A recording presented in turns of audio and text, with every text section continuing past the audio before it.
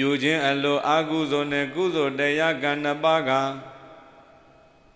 မရပြုရစိတ်မပါလျင်လင်းမရလင်ပြုကလည်းမရအိမ်သူမကြည်ပြုလျင်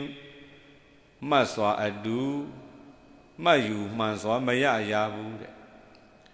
သူဇာမာကအသက်ရှတို့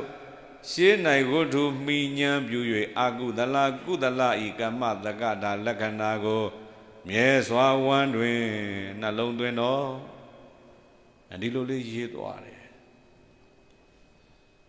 ပြုခြင်းအလိုအကုသိုလ်နဲ့ကုသိုလ်တရားကံတပါကံတရားက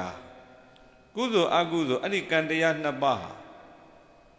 မရပြုရစိတ်မပါလျင်လင်မမရတဲ့မရပြုတဲ့ကုသိုလ်ကိုလင်ကစိတ်မပါဘူးဆိုရင်အဲ့ဒီလင်မှာကုသိုလ်မရဘူးတိမ်နဲ့တော့တူတူနေတယ်နော်မရပြုတဲ့ကောင်းမှုကိုရမယ်လို့မထင်နဲ့ကိုစိတ်မပါရင်ကိုစိတ်မတူရင်မရဘူးလင်ပြုကလည်းမရအိမ်သူစိတ်မတူတော့မှတ်ယူမှန်စွာမရရဘူးလင်ကကောင်းမှုပြုတယ်မရအိမ်သူကမကြည်ပြုဘူးဆိုရင်အဲ့ဒီကောင်းမှုဟာလင်ပဲရတယ်မရ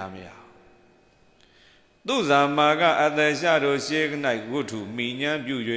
သူဇာတာနဲ့မာကလမ်းဖောက်လမ်းပြင်ဟာကောင်းမှုတွေအကုန်လုံးလုပ်တယ်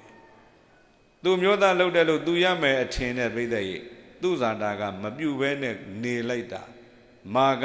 နတ်ပြည်ရောက်တရားဖြစ်ပြီးသူဇာတာဘာဖြစ်တော့မေးလိုက်တော့လေကြားမှာဗျိုင်းမာလေးသွားဖြစ်ရှာတာ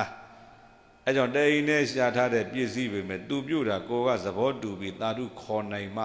ကုသိုလ်အညီမျှရတယ်လို့ဒီလိုမှတ်ပါကမ္မတက္ကတာလက္ခဏာကိုမြဲစွာဝမ်းတွင်နှလုံးသွင်းတော်တဲ့အဲ့ဒါကိုကြည့်ပြီးတော့မဂ္ဂဒေဝရေးသွားတယ်